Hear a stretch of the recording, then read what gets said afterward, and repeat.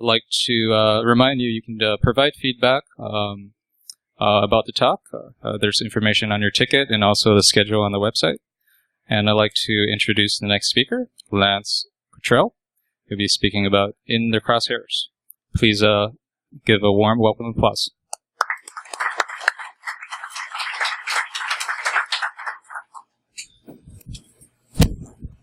All right. Let's grab that. So thanks very much for coming. My interest in targeting really comes because of the last 20 years' work I've done in anonymity technologies. So I founded Anonymizer.com back in '95. I built anonymous remailers. Oh, of course, you want to do something.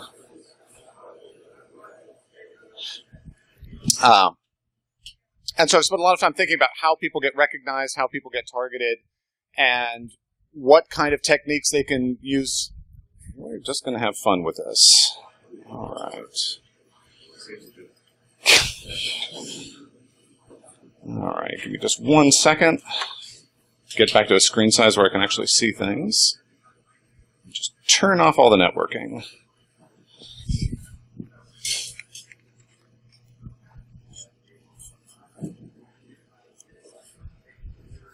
All right, that'll be back in a moment.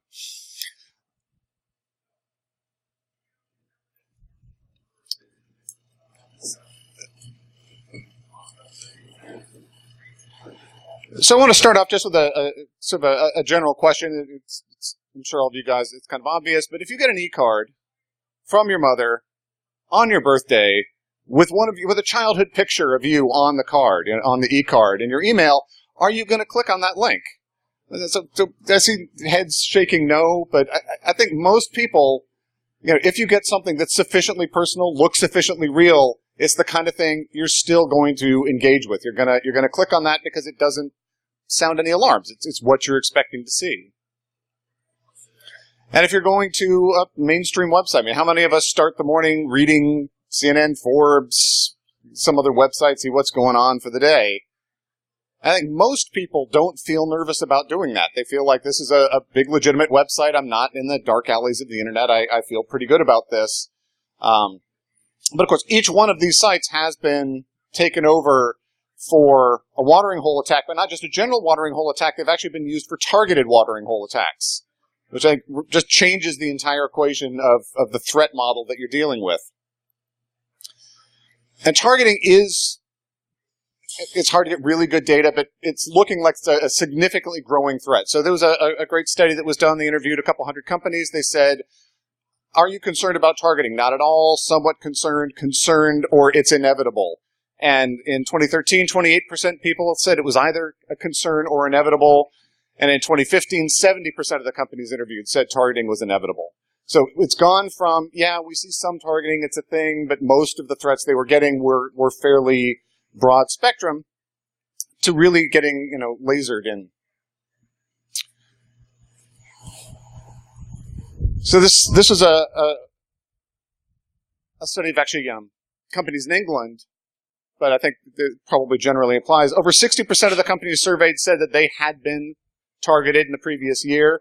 40% said that was successful. 20% actually lost data in the process, and 15% suffered significant either financial or reputational losses as a result of that.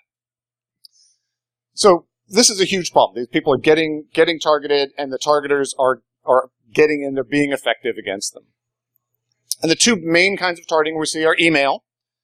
The reality is that, like that card from your mother, a really well-crafted phishing attack is really effective. If it's from the right person, it actually comes from your colleague's email account because they hacked his computer first. It's referring to real things. It's talking about, real situations. It's very, very difficult to get people not to fall for that kind of thing.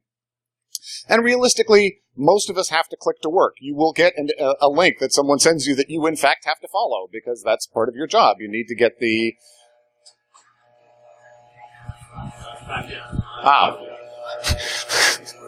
It sounds just like feedback up here. And one of the things we're seeing, though, with the email phishing attacks is a real trend towards them being phishing links rather than phishing attachments, because we've done a pretty good job of training people not to click on files when they show up in the inbox, that you shouldn't be, opening bad files or suspicious files. But I think people still feel more comfortable with the links. And so we're seeing a lot more of them being the links. You go to the link, then you get exploited. And the browser really is the problem. Something like 68% of all malware is delivered through the browser. Over 90% of undetected malware comes through the browser. 5 of the most vulnerable applications, just by patch count, are all either browsers or browser plugins. Oh, God, I feel sorry for you guys. It's clearly that time of day. They're just being patched continuously. They're enormous applications. They've got huge amounts of capabilities. They're running, executing multiple programming languages. Most browsers running something like 5 different complete programming languages inside them. This is sort of an impossible to solve problem. But why target it? Well, I think there's a couple of reasons why they want to target. The first is just success, right? If you get one of these Nigerian scams, no one's going to fall for that. You know that this is some bad situation and you're going to avoid it. Whereas, with targeting, you get an email that says, from me, saying, I really appreciated you being here at my talk, and I appreciate the questions that you're going to ask, because you're all going to ask me amazing questions, and here's the copy of the deck that you requested, and there you go. But, of course, it wouldn't be from me. It would be from the guy sitting next to you who paid attention to what your email address was. And so the targeting allows you to do that social engineering, to give that warm and fuzzy feeling when the message comes in, because it's from the right person, it's got the right information, it's referencing the right kind of context, it's job specific, it's built just for you. And so the odds of you clicking on that are going to be much, much higher. On the web, it works a little differently with the targeting. So, we're all pretty familiar with the spear phishing, but with the web-based targeting, they're getting clever in different ways. So the first one I want to talk about was an exploit against Forbes. And some hackers came in and they took over the Forbes quote of the day. So when you go to Forbes, boom, that thing comes up. They managed to compromise that and put in some malware. And they were using a couple of different 0 days to go after the people who at the website. And those are valuable resources. But what they did was they set it up so that it would only attack certain people that they wanted to go after. In this case, it went after DoD employees and Chinese dissidents. And the reports I have seen haven't been really clear about how they were doing it, but it looks like they were doing it based on IP addresses. But only people matching the criteria they were going after actually suffered the attack. And so that's great, right? Because now, obviously, Forbes has got a company who's scanning their website, looking for malware, looking for attacks, making sure that there's nothing going on. But of course, that bot doesn't meet the criteria. It doesn't see the attack happen. Only the people who you wanted to go after see it. And then you send in your forensics team to go, oh yeah, I got infected by this, and they check the website, and they don't get the attack either. Eventually they were able to dig in and find the malware sitting there. But it allowed them to be very effective and stay active for a long time. The next, an even more targeted attack was an APT group that was called Dark Hotel.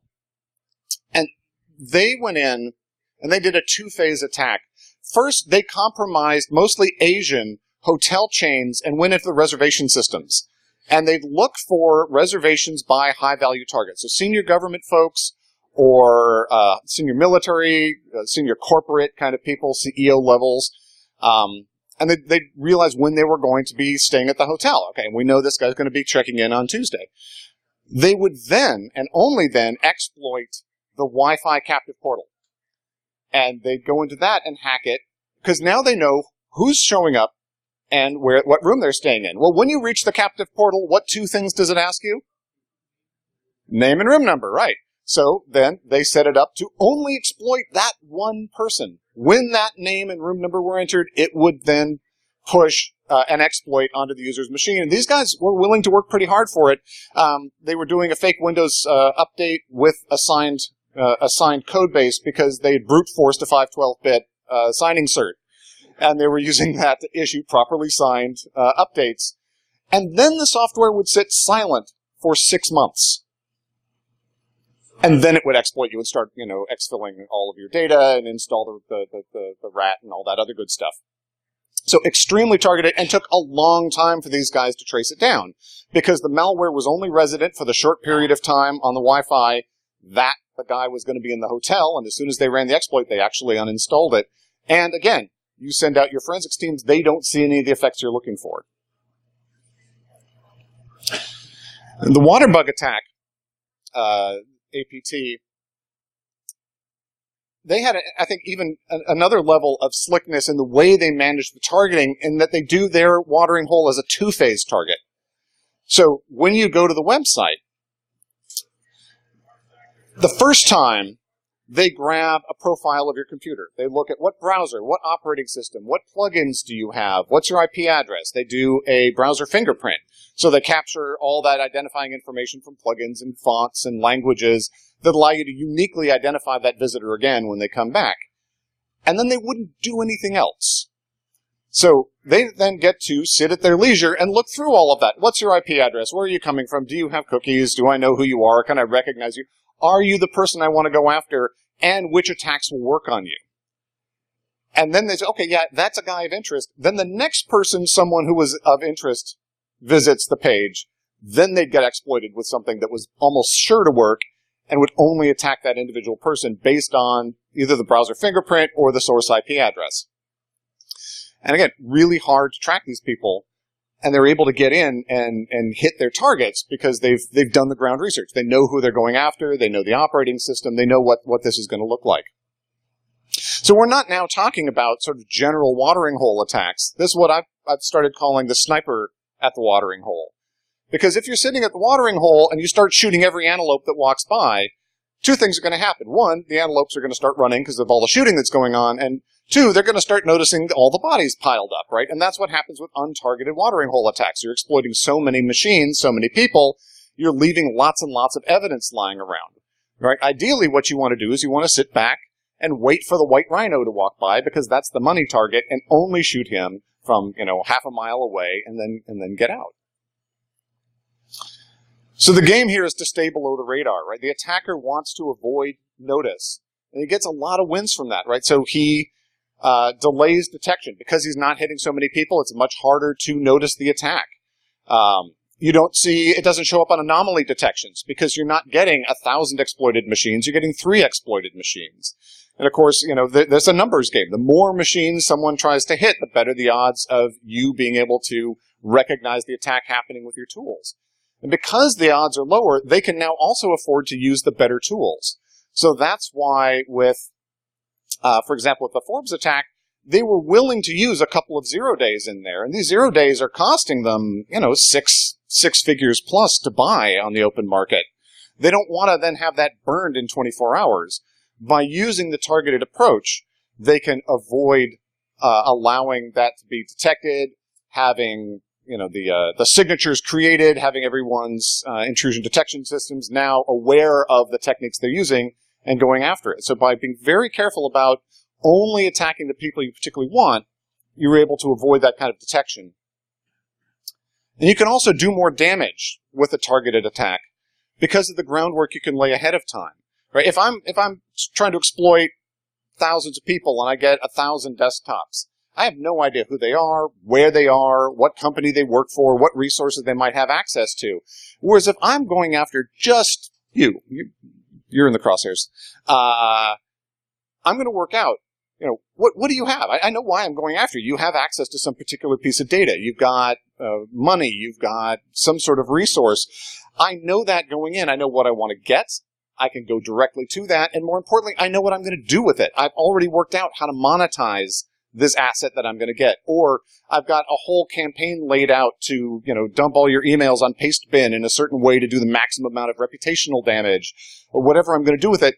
I can make you hurt a whole lot more as an attacker because I've been able to plan this out in advance because I know who I'm going after. So are you a target? Well, obviously if you're a high-profile individual, you're a target. Obama, target. The CEO of your company, target. But do you have access to valuable data? Right? You may be a schlub, but you're a schlub with the keys to the kingdom. That certainly makes you of interest. Do you have access to exploitable data? So the data might not be valuable, obviously, but it may be something someone could do something with. And this is one I always think about There was an attack on PR Newswire. So everyone familiar with PR Newswire? They're a press release company. You send them your press releases and they blast them out to a whole bunch of places. What could be less valuable than a press release? It's designed to be sent to every newspaper in the country, right? Except they're embargoed. Most of the press releases, you upload it and the press release gets sent out in 6 hours or in 2 days or something like that. So they hacked PR Newswire. They grab all the press releases while they were under embargo, find out which ones had interesting news that would likely move the stock price of the companies, and then had a huge cadre of people that would then trade on the stock. And they made hundreds of millions of dollars using this technique with these people all over the country before they, got a little too aggressive and finally got caught. Access to money, obviously, people like money. Access to networks, this is the target attack, right? If you can't get direct access to Target's network, you go after the company that does their HVAC, and you get access to their network that way. So if you have access to a network which is of interest, that may make you a target. Access to people.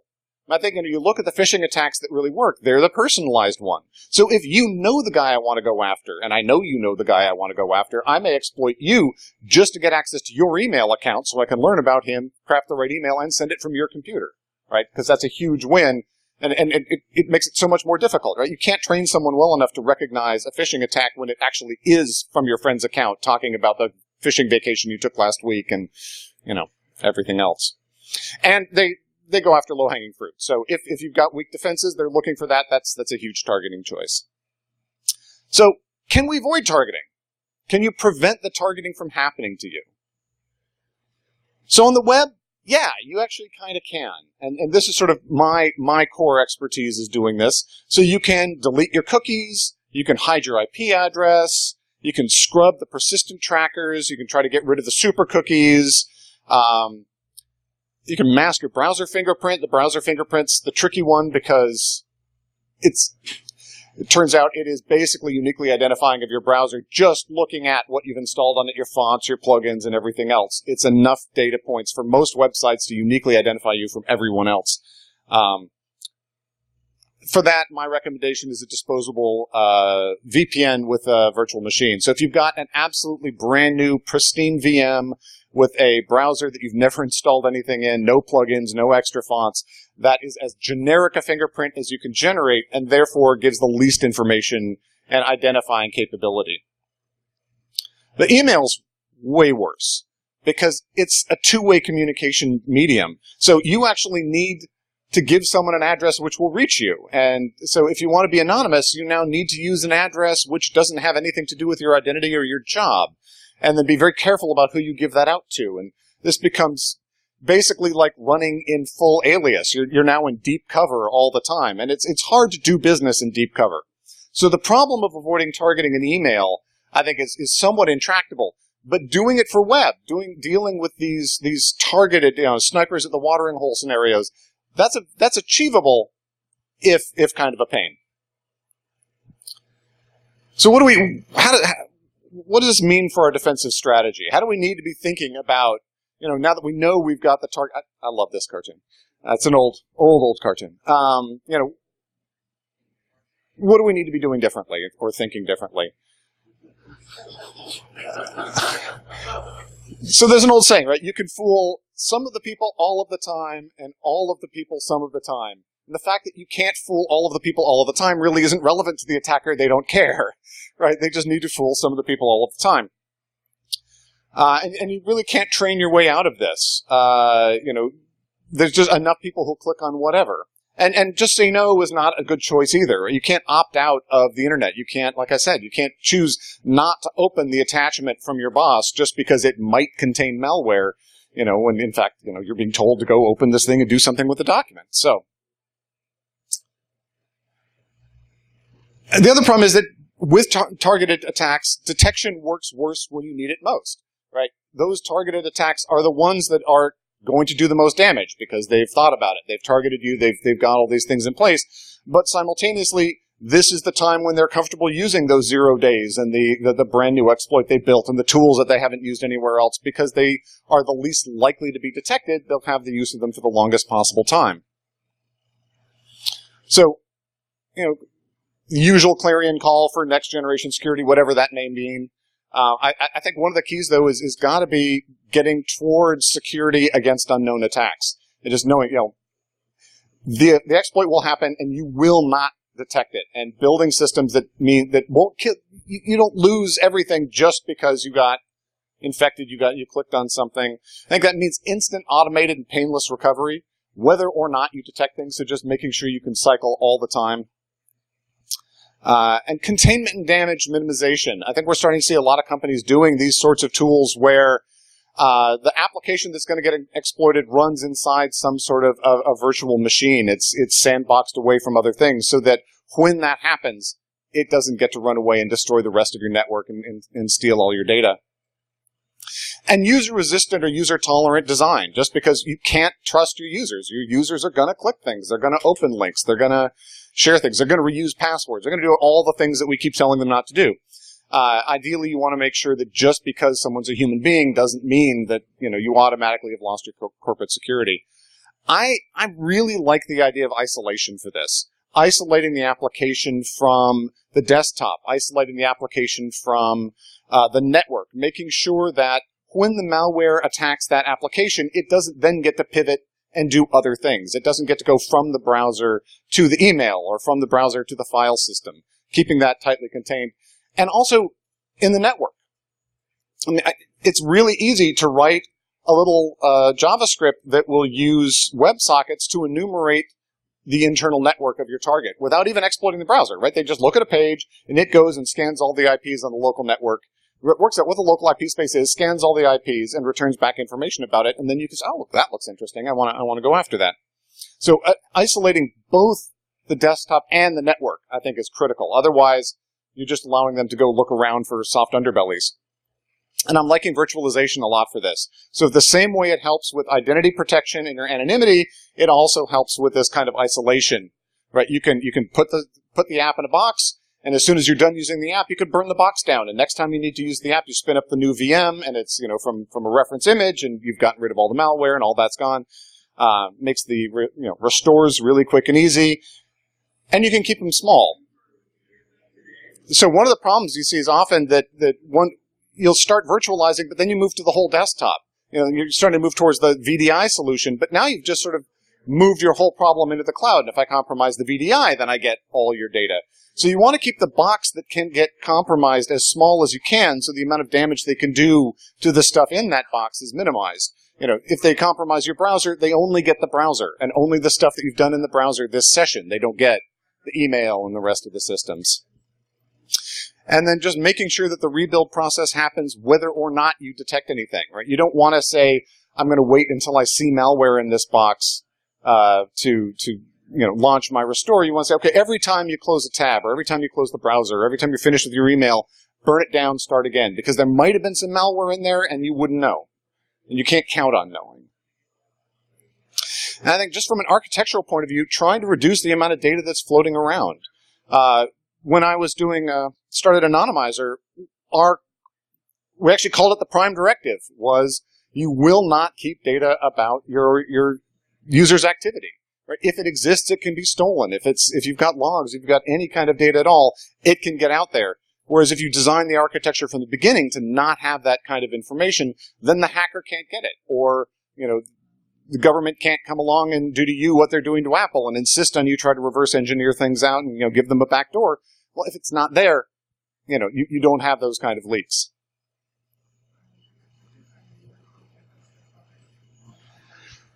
So that's all the time I've got, I think. Thanks very much. I really appreciate your time. And do we have time for any questions? So just like to thank Lance for your valuable knowledge to share with all of us. And on behalf of BSides and Fitbit, we'd like to offer you Fitbit.